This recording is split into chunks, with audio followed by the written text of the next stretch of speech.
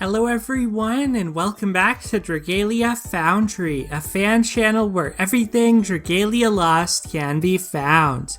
This video is going to contain my read-through and reaction to This Month in Dragalia Lost for the month of March 2021. This is where the game's director, Okada, talks to us about what's to come for the month ahead, and often teases things about the game's future as a whole. So in this video, I'm basically going to read through Okada's news post.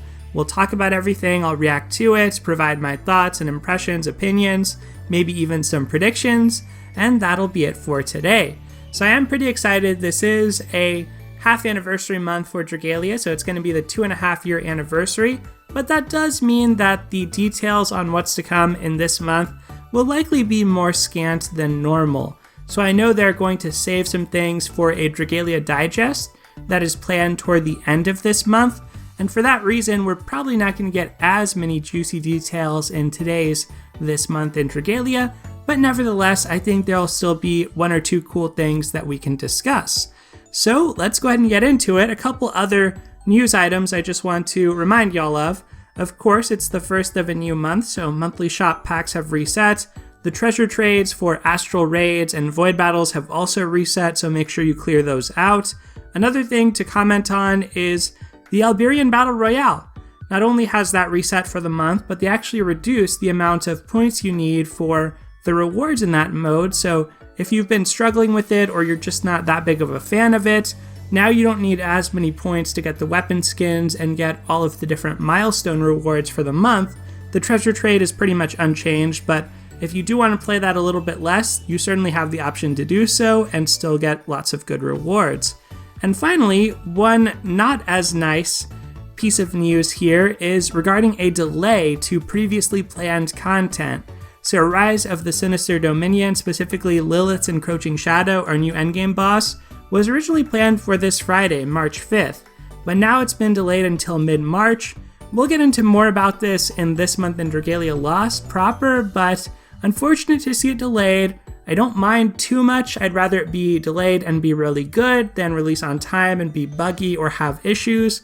Also, there's lots of things to keep me busy in Dragalia Lost. This gives me a chance to farm up some more levels on my facilities from Morsiati Reckoning, so I really don't mind, and we got enough new information in today's drop that I'm still pretty hyped about this and pretty excited about it. So that's kind of my take on that.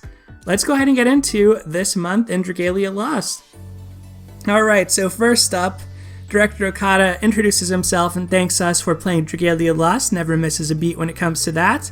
And then, as usual, we get a recap of what's happening right now. So of course, that is the Divine Deception Facility event. The Ilian Church of North Grastia and its members played a central role in the Agents of the Goddess Facility event in September of 2020, and Divine Deception, a new facility event featuring even more apostles and angels, is now live. Haven't made a video dedicated to this yet. Do want to see the end of this story. Remember, Nightmare difficulty is available right now though, so you do want to be playing this every day. There's also daily endeavors, of course.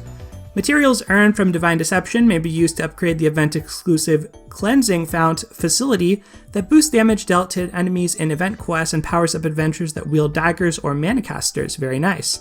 Aim to upgrade your Cleansing Founts level 30 as soon as you can to reap those benefits. So I think this puts daggers currently as the class tied with bows with the most stat boosting facilities around. So I think the way that they're going to do this with manacasters is, I guess they'll tie manacasters to several of the other different weapon types. There's definitely ways they can make it so that every weapon type eventually ends up with the same amount of facilities, but in the past they haven't necessarily been in a rush to do that. Daggers and bows are historically some of the weaker weapon types, and I think daggers have actually caught up. I feel like bows are still kind of the worst or one of the worst weapon types, but they've staggered the release of these facilities to sort of give a slight bump to weaker weapon classes in the past. We'll see what that looks like going forward. We don't get facility events as often as we used to amid all the raid events and mid-month onslaught and defensive events. It just feels like there's a greater variety of events than in the past. So who knows exactly what this will look like, but definitely want to level up that facility and make sure you have it. I also hope that you enjoy the groovy songs that play during the event. I do love the songs. I wish the track in the event menu page had lyrics. I don't think it does unless I mistakenly had turned them off. I think you get the lyrics when you go into battle, but unfortunately the battles are too short to actually enjoy it. The actual song for this event though is awesome. If you want to listen to it on YouTube, you can search for it, or maybe I'll even just link it in the description below. That might make it easier for y'all. And it's a really good song and feels like it fits well with the last song that we had for our previous Apostle Facility event too. So really like it. Now that Divine Deception has arrived, I'm happy to say that we can finally put names and faces to all 5 apostles and their angels. In case you need a refresher, Basilius is paired with Michael. I actually think that's a bit of new information, unless it's in one of the adventure stories and I missed it. I don't think from what I've played of the event story so far, we necessarily knew this, but this was sort of predictable based on what we did know, but we haven't seen Michael yet at all. And Basilius is a really interesting character. I'll talk more about him in a sec here. Nevin is paired with Ramiel, we knew of course. Pinon is paired with Gabrielle, we knew that, and she also makes her appearance in this event, and she has quite the appearance, including a Pinon plushie, which I thought was really adorable. Rosarda, who we met in this event, is paired with Raphael, we haven't met her, and Ferris is paired with Uriel, also haven't met Uriel unless it's the little salamander on Ferris's shoulder. These 5 are led by a commander named Regina. So she was introduced or name dropped in the event, who's paired with Sandalphon, which is their dispatcher. So I guess technically Sandalphon's not one of the 5 archangels, which is kind of weird. It doesn't exactly match her description, but I guess she's technically not one of them. She's like a 6th one that's maybe the leader or just the dispatcher in the sense that she's paired with Regina, who is the leader. Though they're united in purpose, the relationship that each apostle has with their particular angel varies wildly from trusted companion to caring partner akin to a foster parent. Of course, that reminds me of Gabrielle and Pinon. The adventurer Rosarda and dragon Gala Reborn Jean are now available to summon in Gala Dragalia. I appreciate all of your Fs in the comments. I appreciate all of your words of kindness. Obviously, my summoning didn't go very well this time around. Decided to do another little fun short video. Expect me to mix that up. I did see some feedback that, you don't know if that should cause dread or excitement. This time around, it was dread. In the past, it has been excitement. I have gotten very lucky on some past short summoning sessions, so I'm fortunate that I've gotten lucky in the past. I decided to go for it. I had enough resources to do roughly 100 summons, and by my calculations, I had around a coin flip chance, maybe a little better, to get 1 copy of Gala Reborn Jean in that many summons. But if you include Rosarda here, who I also was interested in, I think I had like over a 70% chance to get at least 1 of them within 100 summons. Unfortunately, that didn't pan out. You may have also heard the cha-ching at the end of my summoning video. Still undecided, but I am considering breaking my pity rate and like maybe sparking. It just feels so bad to start buying packs not knowing. I mean, when you're gonna spark, like that is to an extent an endpoint, but like still one $40 pack is 2,000 diamantium. That's just 1 tenfold. And so unless you get lucky on that, like you could then easily buy another one and another one. So we shall see. I don't think it's a good idea, but this banner was very tempting. I'm not gonna lie, I'm very tempted by this banner. It just, man, hit after hit with these showcases this year in Dragalia Lost. Like, they have revved it up. There were a lot of bad showcases last year, and this year has just been non-stop. So luckily we got a break recently with that Dragon Special, but like, these showcases have hurt my wallet significantly. And look at this next showcase. So the Adventurer Ferris and Dragon Gabrielle, the very same Gabrielle who is partnered with Pinon, in fact, will be available to summon in a showcase starting on March 3rd. So I'll definitely talk about this banner when it gets previewed, but you can see the cute pin on there. Obviously Ferris holding a Manicaster prominently, also holding a dagger that sort of comes up in the event story. I want to really see what Gabrielle's kit looks like because I think that that'll really clue us into how these archangels are going to work. We know that Ramiel is a game changer for Nevin. Like, he synergizes super well with his lock sigil mechanic, and so I'm hoping that when we see Gabrielle here, that she is like the perfect companion for Pinon. That would just be such a flavor win. It would be a total game changer for Pinon, taking her from a medium character to maybe like a really good character. And if we see a trend with this second dragon, then that also gives me hope for like Rosarda or Ferris in the future when Raphael and Uriel release, that even though like Rosarda ended up not being the best, like she's still pretty good. She is still a source of what is it called? Flashburn. But like maybe that could really unlock their true potential down the road. So that kind of excites me. We'll see once we find out about Gabrielle. And as for Ferris, I do think he's going to be a flame mana caster. Maybe a close range style like Yoshitsune, since we haven't had anything like that. I guess flame doesn't have a long range mana caster either, though. So we'll see on the showcase. As for the event, I'll talk more about it when I make a dedicated video to that. But I am liking the event. Some of it is a little bit goofy. Like, I think the whole Madam character is a little bit goofy. But I really do like the event overall. I am not convinced that, I'm not convinced by Basilius. So my take is that I like Ferris. I don't know about Basilius. I still don't trust it. I'll leave it at that without getting into more spoilery stuff, but that's my take on things right now. Alright, so now let's move on to plans for this month. The first set of quests in a new series of high difficulty content, Rise of the Sinister Dominion, will arrive in mid-March. So it's delayed, but we do get a lot of good information here. Rise of the Sinister Dominion features bosses that are tied to the Apostles and Angels, who appear in the Divine Deception Facility event going on now. Details of these relationships will continue to be fleshed out as the overarching story evolves over time. One thing I have to praise, and I've seen mixed reactions to this, there are definitely players who are not as fond of this as I am, but I really like the side events getting tied into the main overarching plot of Dragalia Lost. I thought it worked really well with Fractured Futures, really liked it with Forgotten Truths, and the more and more we've gotten events being interwoven with the main campaign, I think it's cool personally. I know it does create a barrier for entry for newer players because you could be missing that crucial piece of information.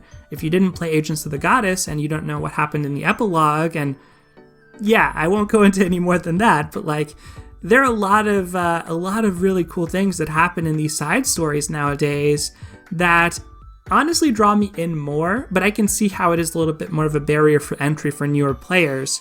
So for me, this is cool. This already we've kind of like had a little bit of setup for this when it releases, and thinking back to the Agito, that kind of came out of nowhere. The Agito were eventually introduced to the story, but yeah, I think this is cool, and I'm looking forward to exactly how they explain these characters. So actually, so regarding the actual battle itself, the first set of Rise of the Sinister Dominion quest, Lilith's Encroaching Shadow, will debut in 3 difficulties, Standard, Expert, and Master. Already quite different than what we got with the Agito Uprising. That only made its debut in Standard and Expert, and Master was rolled out at a later time. The Demon Lilith will appear in Expert and above, so also interesting, what does that mean about Standard? Does that mean there's a variant of Lilith that's not a demon? Does it mean that you're fighting somebody totally different? Does Lilith become a demon? Is it like the Agito where they have a more human form, more humanoid form, I guess, and then a more beast form? Is it maybe something like that? Who knows, but that's an interesting tidbit. What's more, Master Difficulty features a new mechanic that causes the boss to change their elemental attunement mid-battle. Alright, so it looks like this is only at the Master Difficulty. This was kind of revealed in the version update as one of the big features of this new fight that makes it mechanically really different than battles we've had in the past. So I guess Expert and Standard are likely to be more accessible, and Master is probably going to be a little bit harder, but I don't really expect it to be all that hard if you've been playing the game for a while. I just think if you're newer to the game, like you started with the Persona collab, or maybe last year during the 2nd anniversary, then sure, Master might be harder, but I do think for more enfranchised players, it's probably not going to be too bad, would be my guess. Alright, so let's read on. When that swap occurs, players must adapt to this new threat by changing their team and therefore must prepare 2 teams before embarking on the quest. And we get this logo, Rise of the Sinister Dominion, picture of Lilith on the right, and I think this is as official as we've gotten as far as what elements to expect from Lilith. You can see here that the player is swapping from a light team to a water team. And just looking at Lilith, she does have this red element to her design, right? I guess that could be associated with flame, although it looks more like blood. And she also, her quest, I think, was described as being called Lilith's Encroaching Shadow, so shadow element makes sense. The fact that the shadow is encroaching would make me think that she starts off flame and then the shadow encroaches upon her and then she becomes shadow element. So I would have probably pegged this to be in the opposite order, or maybe I'm just misreading how the swap works, but like I would think that maybe you start off with a water team and then switch to a light team. That would be my guess. But the fact that this light team's on top and then they highlight the water team kind of makes it seem like it's the opposite order, like you swapped out of your light team into your water team. But either way, that's very interesting just to get the elements that are going to be involved in this. Obviously, probably no coincidence that Gabrielle likely to be a water dragon, and we just had this insanely good, pretty good, I should say, but very good. Yeah, I don't know the exact word to use, but like Gala Jeanne d'Arc, obviously great dragon, great light dragon. Maybe not a necessity. Gilithor, Daikokuten still pulling their weight, but really good light dragon. And so, yeah, I'm not surprised that the banners that are happening right around this are potentially good for it, but who knows exactly what types of adventures you'll want to use in this content. You know, when it comes to adventures like Pin-On, something that you have to think about is with characters that ramp up more slowly or have to unlock sigils or take time to power themselves up, maybe they use dragon claws or other means like that. Well, is there going to be time if you have different phases in this fight and you're swapping around? Like, is there going to be time to power up characters of that type? So a lot to consider just with the fight being split up like this.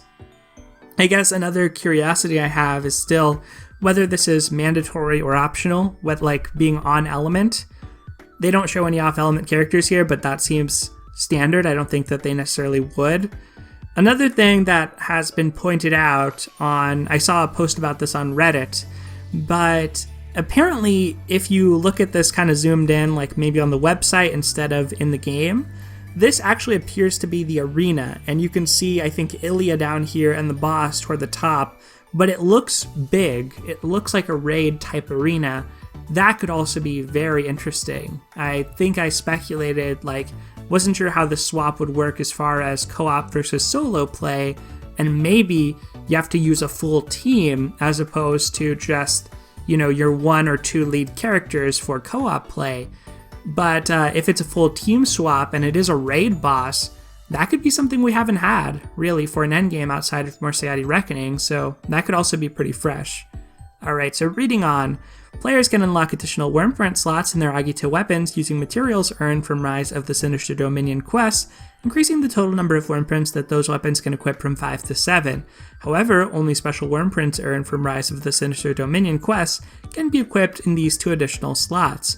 To upgrade these special Wormprints, players will need to collect the required materials by playing Rise of the Sinister Dominion quest. It's a mouthful.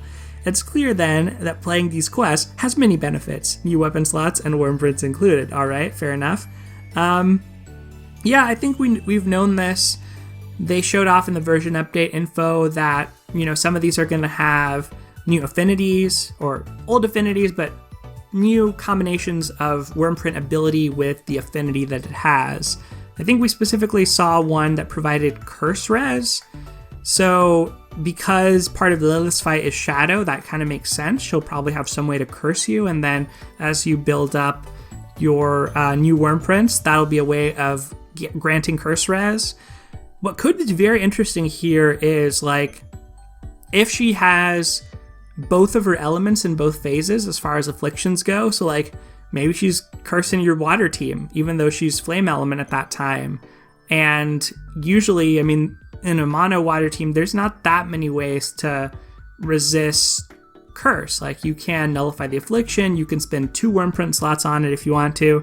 And of course, with these using the affinity system, the curse res print that we saw, it would still rely upon multiple Wormprint slots, but just going up to 7, and I think one of them that we saw previewed was like just a generic skill damage.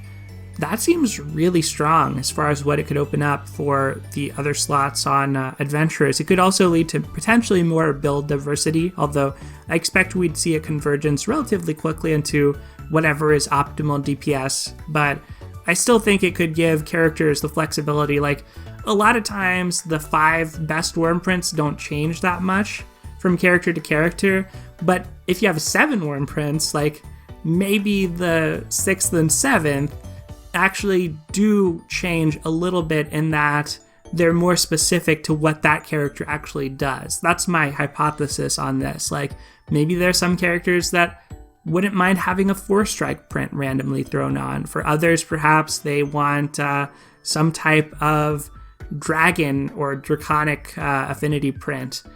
Hard to say just at a glance. Like, I don't have any theorycraft or deep take on this right now, but at least it has me curious about what this could mean for characters' builds going forward. Since the plot of Rise of the Sinister Dominion takes place in North Grastia, players must complete Chapter 16 of the main campaign before they can attempt this challenge.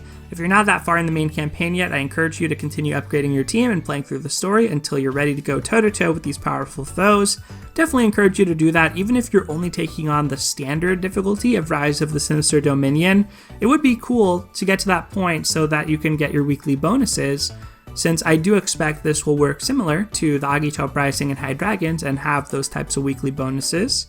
And then finally, please note that Lilith's Encroaching Shadow Master, which uses the new team change mechanic, will only be available in solo play upon release, but a co-op play version will be added at a later date. Rise of the Sinister Dominion quests released after Lilith's Encroaching Shadow will debut, with both solo play and co-op play versions available from the get-go. Further details will be provided in an upcoming notification. I hope you're looking forward to learning more about what awaits you. Alright, so this will come as a disappointment to some players, but I love the staggered release. If this could be how it always worked, that would be my preference. I would rather focus on one thing at a time, so for me, having the solo first, getting to learn the fight in a comfortable setting, and familiarize myself with it and focus really on my solo teams, I like that. I'd rather spend some time with that, kind of settle in on that, and then go on to co-op, and then that's a new content update for me at that point. So for me, I would prefer if they just keep the schedule, but I have a feeling this is the problem that they're having as far as why this got delayed. Like, it sounds like the team change mechanic is actually harder to implement than may have been expected, and particular for co-op, I could see how that might be kind of messy. So I don't mind this at all. Like, I prefer this. I would rather all content be more staggered so that it's kind of more spread out. But I know for some players this is going to be like a bummer if they're really into co-op. I'm just not that into co-op. I do like co-op. I'll play co-op, but I like co-op with easier content more than with harder content. With harder content, I kind of prefer to stick to solo. Alright, so moving on from Rise of the Sinister Dominion, a new defensive event will be held in mid-March. The story will unfold in the North Grastian city of Grams and will feature a pair of combat androids from the region. Here's a sneak peek at one of them, Irene. Like Laxi, she has a mind of her own despite her android origins. And man, Dragalia is killing it with these designs lately. What is going on? Like, the showcases are all so tempting. This is probably going to be on a Gala Remix showcase because it's coming mid-March, but they even mentioned that this is only one of the 2 androids. The other android probably going to be summonable as well. I mean, look at this design. This looks really sweet. Definitely some Xenoblade vibes, or even Xenosaga, kind of a Cosmos look here. Cosmos. Yeah, she looks great. Translucency here, this like arm detachment thing going on, the shields. I want to summon all these characters. This is becoming a problem, y'all. What am I gonna do? I mean, and I'm already thinking ahead to the end of this month, right? 2.5-year anniversary. I'm on Gala Knot as our Gala for this month. That is who I think we're going to get. I think she's going to be a wind element because of her tie to Midgard Stormer being a distant relative, and maybe even a distant relative of Mine. And I think she's either going to be a sword or a mana caster. And I think more likely a mana caster, but maybe with her own play pattern and unique attack animations. She's one of my favorite characters in Dragalia, possibly my favorite. So unless I'm going to whale and try get Irene here and try get Gala Jeanne d'Arc and try get Gala Knot, I don't know what to do. Fortunately, at the end of the month, with the 2.5 year anniversary, those do usually give out a lot of Warmight and summoning resources, so that is my hope. That is why ultimately I decided to go for Gala Jeanne d'Arc, is I figured, well, I have a decent chance to get what I want now, and by the end of the month, I should have gotten a decent stash saved up from all of the goodies this month, but now they throw an Irene into the mix? Dragalia is not letting up right now. So yeah, I like her. She looks awesome. I want to summon her, but it's probably not going to happen for me. And one thing to note about this being a defensive event, hopefully we get new maps with this. The story will unfold in the North Grastian city of Grams. Take some of those story maps from the campaign when we were in Grams that are in a city environment, make them into defensive battle maps. Please give us original maps for defensive battle. That is my one wish as far as this event goes. I think that would be excellent. And again, another side event that potentially ties into the goings on of the main campaign, at least acknowledging that we're in or related or connected to the city in some way. So, one last thing on this I forgot to mention. The name drop of Laxi here, I think that what I take from this is that they are setting up Laxi and Mascula versus Ayaha and Datoha as the next story conflict with Agito versus main campaign member. So we recently got Luca versus Kayan. It led to Gala Reborn Jeanne d'Arc. So I'm expecting in the next few chapters we're going to get Laxi and Mascula versus the twins, and then we're going to get Gala Agni as a result of that. I don't necessarily think that Irene and the other android are going to show up in the main campaign, but I think this is just a way of having a side event that gives a little bit more spotlight to Laxi, Mascula. Hey, remember, even though these two characters don't appear in a lot of events, they are part of the main cast, so here they are, here's a nice event to enjoy and spend some more time with them, and don't you like them, don't you want to summon for Gala Mascula whenever he comes out? And I am on the theory that one of you posted in the comments that Gala Mascula will one day be a thing, because recently it seems as though Mascula wants his own body, and so that would be a great Gala adventure to line up after Gala Knot into Gala Agni into Gala Mascula. I know that there's a lot of demand for Mascula out there, so yeah, that's kind of my take on this right now. The Echoes of Antiquity raid event will return in late March. You'll have the chance to add the Adventurer Xuan Song to your team if you haven't already. Alright, good to see this one come back. This is the one that hadn't been rerun. Similar to Felicia's event coming back, this was the next oldest that hadn't been rerun. So glad to see it come back. The Dasheng Mini are so cute. I hope we get a sticker with the Dasheng Mini. That would be great. And otherwise, Xuan Song is a pretty cool adventurer. It's a good story, more about the Chilean people. And Yulong there, okay, just kind of a filler dragon. Chiten Dasheng is a cool boss. One of the things I appreciate about him is that compared to Mei Ho Wang, he actually has his own playstyle. Even though they're reskins of each other, their moves in battle as bosses are very different. This was a fun raid event, and so I'm glad to have it back. It's kind of a filler event for me, having played it before, but glad to have it back. The Omega difficulty might end up being hard, as Omega 3 has been the past couple of raid events, so we'll see on that. Then we find out about part 2 of chapter 18 of the main campaign being released in late March. Already sort of knew this was the rollout schedule, but otherwise doesn't really look like too much of a teaser. It just says what awaits the prince and friends in the deepest recesses of the Forest of the Fairies. Not much of a teaser here. I'm looking forward to Chapter 18. The Part 1 versus Part 2 thing, not sure what to make of it. I guess I like it. I like it a little bit more than the interludes because each update is probably going to feel a little bit more sizable, but I think I'll know more after we get this update, and then I'll be able to make a judgment on that. Additional events taking place in late March will be revealed in an upcoming Dragalia Digest. So that remains to be seen. Dragalia Lost celebrates another momentous milestone, 2.5 years of service on 3/27/2021. As with previous anniversaries, info on upcoming updates and events will be provided in a Dragalia Digest beforehand. I hope you're looking forward to seeing what exciting news Knot has to share. In conclusion, 30 exquisite honey, 5 summon vouchers. Love to see it. And as for the Dragalia Digest, I mean, my predictions are, we know that we're going to get some type of story tied to the main overarching plot in some way. I don't know if Ilya and Mordecai will make a return, but I see it as possible. I also think that they could just continue and give us Act 3 of the Apostle story, because it doesn't feel like it's going to wrap up just yet or lead into the demons appearing just yet. It feels like we're on the precipice of that, but we need one more event to really flesh it out. Like, we haven't met Michael or Uriel yet, so I think there's like one more event lurking there. We haven't met Regina. We don't know about Basil, who's like the monarch of Grams. So in my opinion, it could be either North Grastia and Grams related. It could be a little bit deeper cut and actually show us what's going on with Ilya and Mordecai right now. Maybe it could show us what's going on with Elysium in the present day.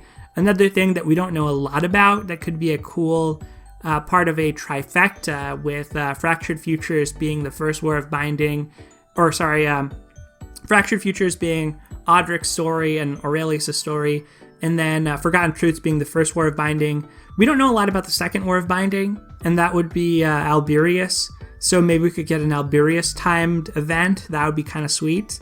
So those are all some possibilities I see, but even before that, we do have Monster Hunter Rise. If there was ever time to rerun our Monster Hunter collab, bring it back in late March, lead into the 2.5 year anniversary, and then at the very end of March, start whatever big new event you're having. Hey, and in April, that is usually our Fire Emblem month, April, May, so we could have reruns of that. Then we could potentially have Part 3 Fire Emblem collab. So even if there's not a new Monster Hunter event, give it to the people. You know, it's a great event. Really good worm print with the critical damage double buff worm print and fun characters. Obviously another painful event for our wallets, but that's kind of what I foresee happening. And I do think we're going to get a playable Knot. That is my other prediction. So we'll see if that ends up happening or not. Probably talk more about predictions as we get further along in this month. But I think that is going to do it for today, everyone. I hope you've enjoyed this look at this month in Dragalia Lost for March 2021. Let me know what you're most excited about in the comments below. Otherwise, thank you as always for watching. Take care, and I'll see you next time.